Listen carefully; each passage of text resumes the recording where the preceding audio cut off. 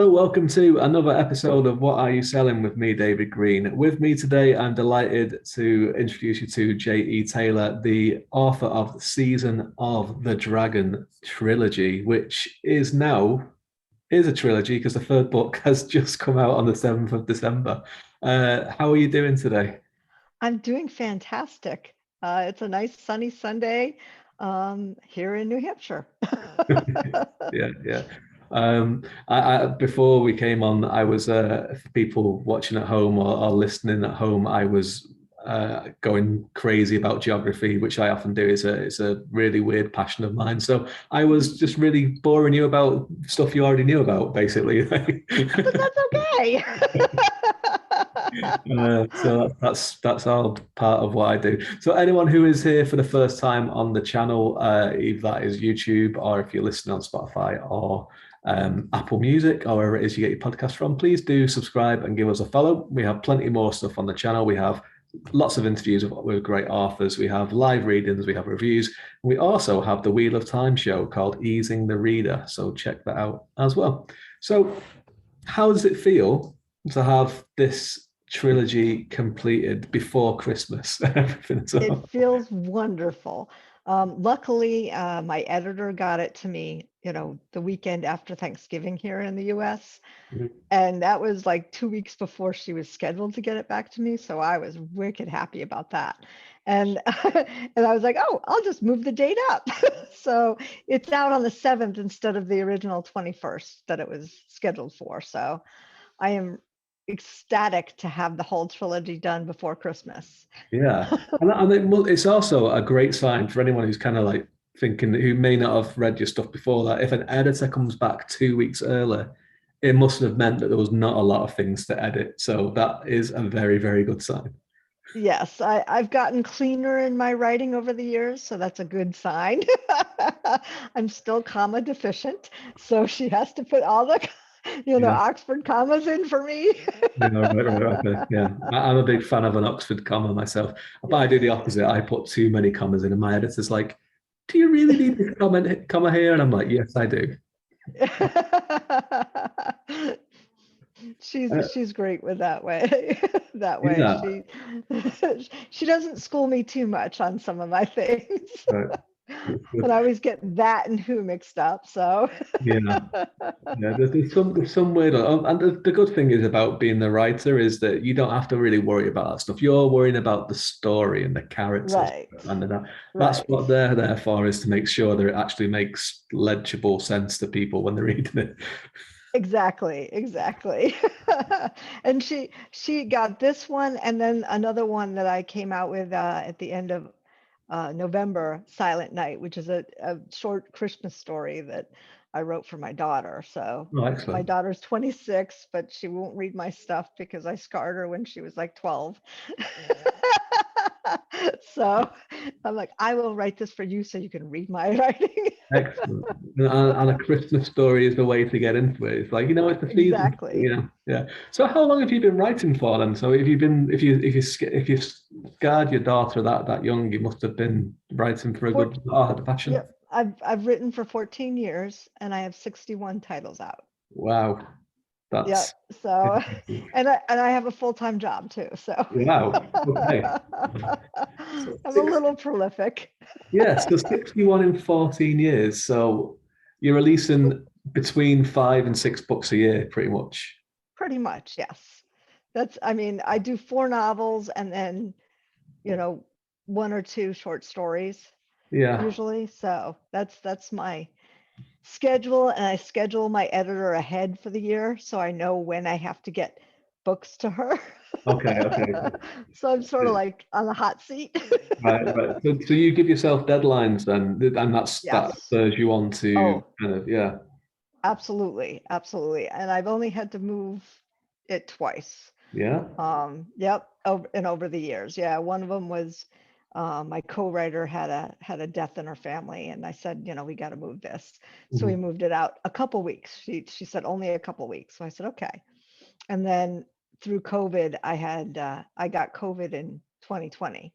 Right. So, I was like, and it took me a while to get my brain functioning back to normal. So I'm like, I got to move this out. Well, I think And they're I both, felt so bad, yeah, I but think they're both very valid reasons. yeah, A lot of people didn't do any writing at all over the during the pandemic because right. the way it affected them and everything. So to keep going, and this season of the Dragon, the full trilogy has been released this year. I mean, it's not Yes. that's the way, isn't it? Yes. Yeah, Yep. yeah, June, September, and December. right. So And I kind of I don't want to say hate, but I'm kind of getting a little bit like, man, how do you do this? And I'm like, oh man, there's a year between. There's going to be a year between my first and second book in a series that I'm doing, which is too long for me. I'm like, I want to do it quicker than that, but well, no. I mean, I I I'm writing urban fantasy, so I'm not making up worlds.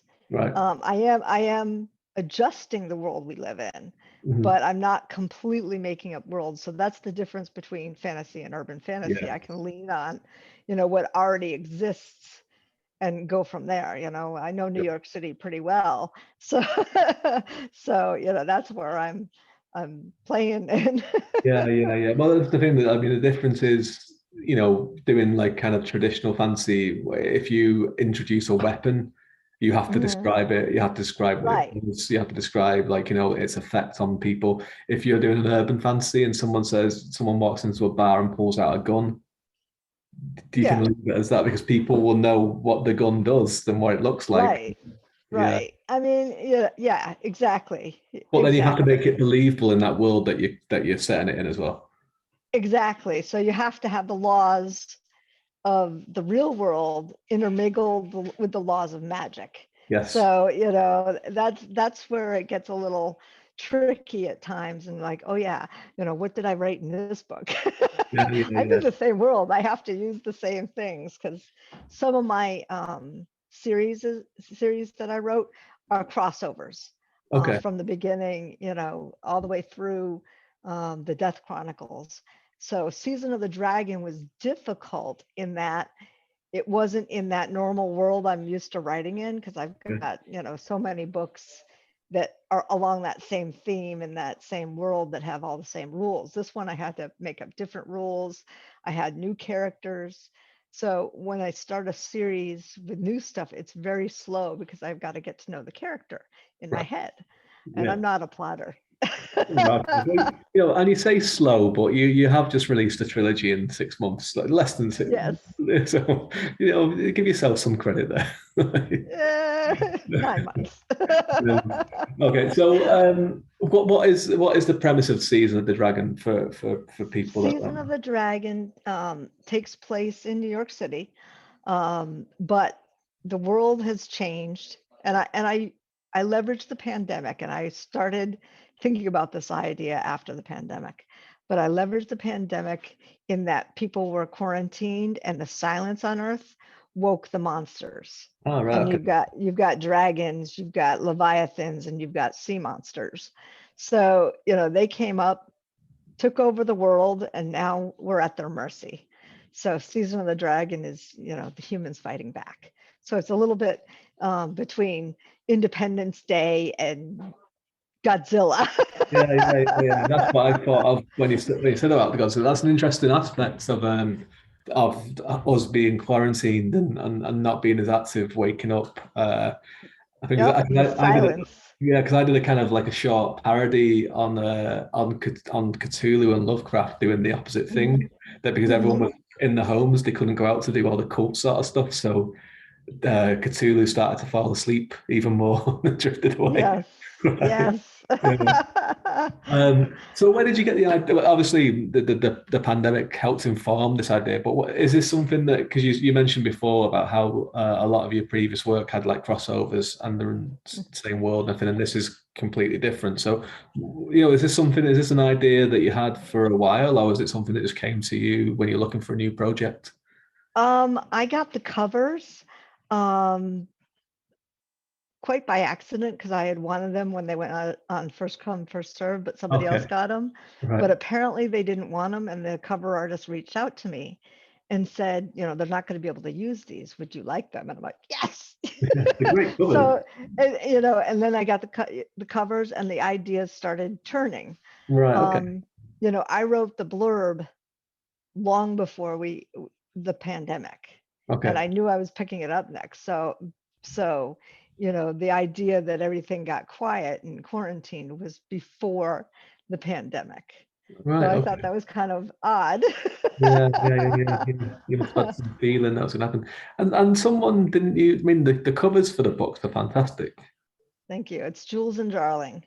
Oh yeah. So Right. Yeah. yes, Yeah. they're Yeah. they're phenomenal.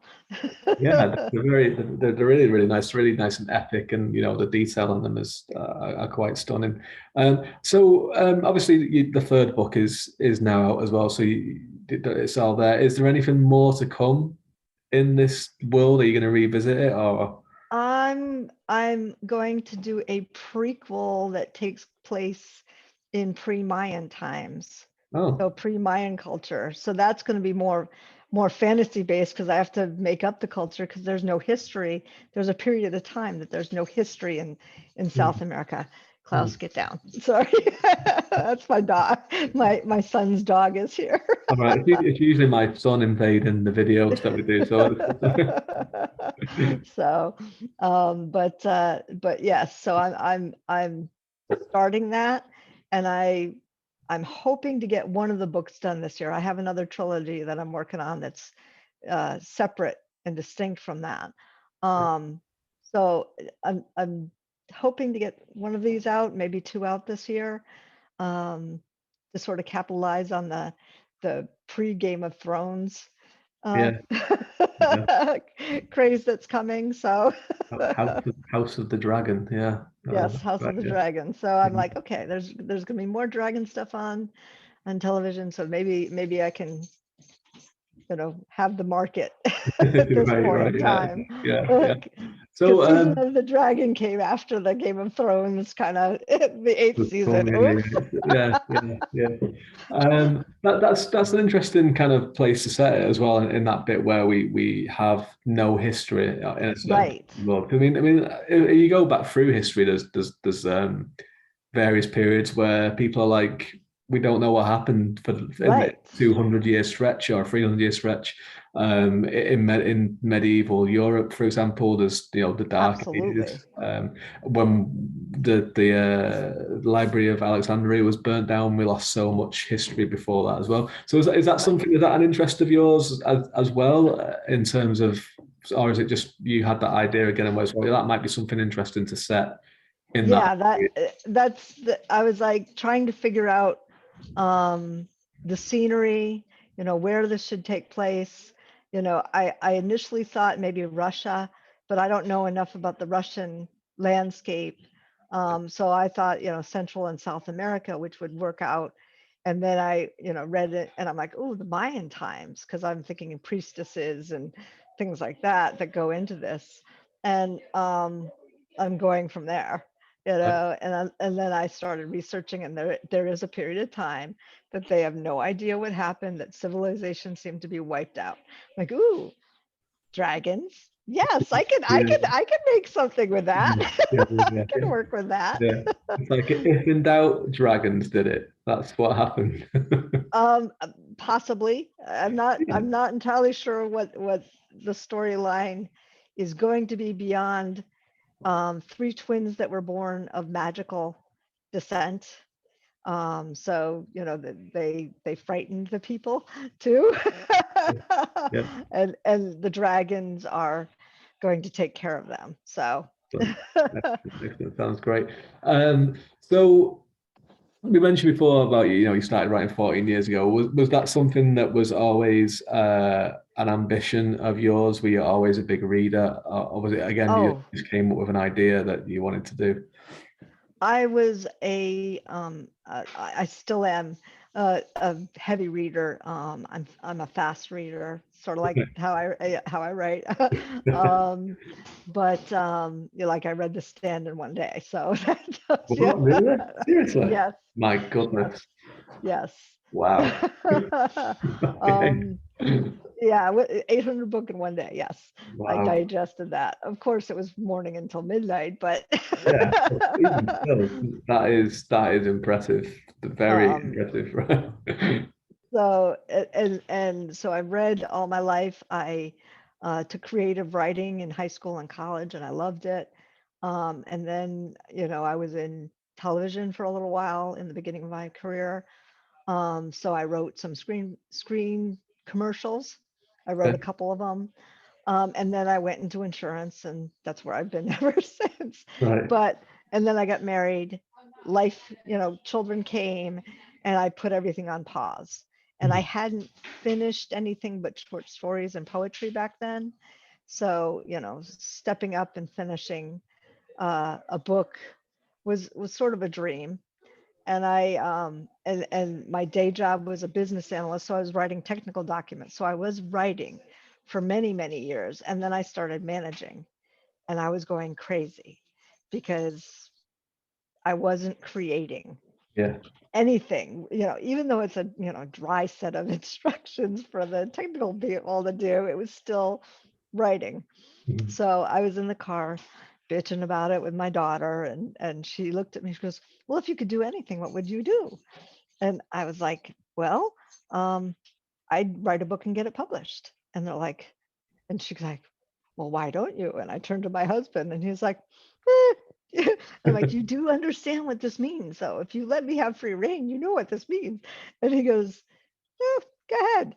He didn't know what it meant.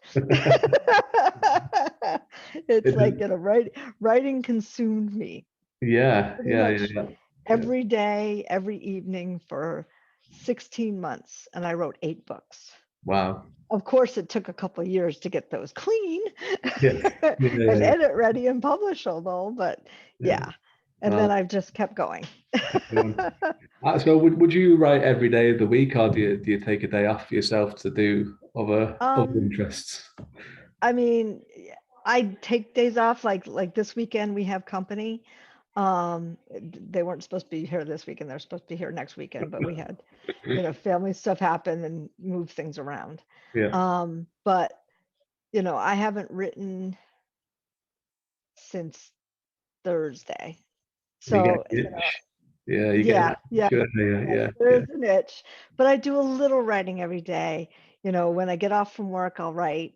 And then I have to structure it. So I have writing, marketing, reacting to, Facebook and stuff like that. I try not to get, the time suck of Facebook, but sometimes that doesn't work. Yeah, yeah, yeah. And You it's a know, big part of it as well. Like the whole kind of advertising and getting your name out there and getting it, Mhm. it takes up a lot of time, doesn't it? Yes. Oh, yes, yes. And sometimes I'm like, "Oh, well, I'd rather be writing." I'm like, "But you gotta at least get out there Yeah, and do things." So, that's fair. so yeah, this afternoon after the company leaves and we've cleaned up all the dog fur, I'll be writing.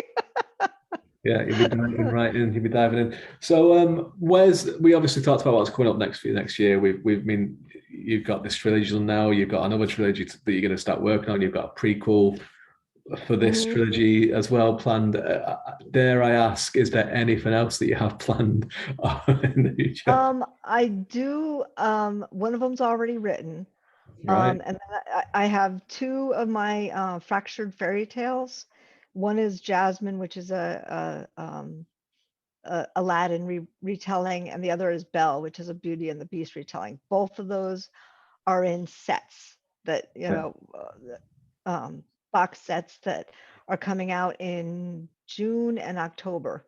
So, so I have to, not only do I have to write the trilogies that I'm talking about, I have to write the short story for the June one. Yeah, The yeah. September one was already done.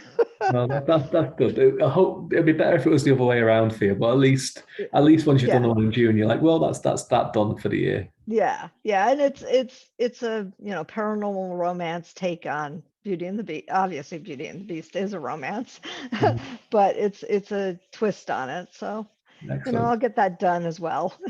Great stuff. So busy year ahead for you, and again, another busy year. Yes, Yeah. yeah, it is. I'm at least 4 books, 4 novels will come out, and at least that one short story. So that's already planned. Excellent.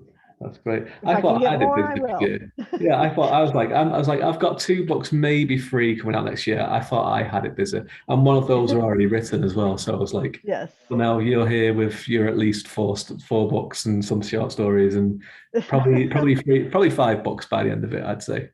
Yes, I hope so. Yeah. And retirement from the day job is on the horizon for us. So, then I'll be able to put out more, maybe. Maybe, Excellent. unless I want to, play out in the snow on our snowmobiles. Yeah, yeah. Well, that is tempting as well. That is tempting. So, where can people find you on the internet? And for people that are listening and watching, all of the links will be below. So go and click on them. Check out the books as well, because there is plenty to check out, especially Season of the Dragon, because the trilogy is there. But where are the best places to find you? My website, which is www.jetaylor75.com. So that has all my books, all the links to all the books. I'm on Amazon, Barnes and Noble, Apple, Kobo, Google Play. So all my books are on those. So I'm wide distribution, not just Amazon, Kindle Unlimited. So Yeah.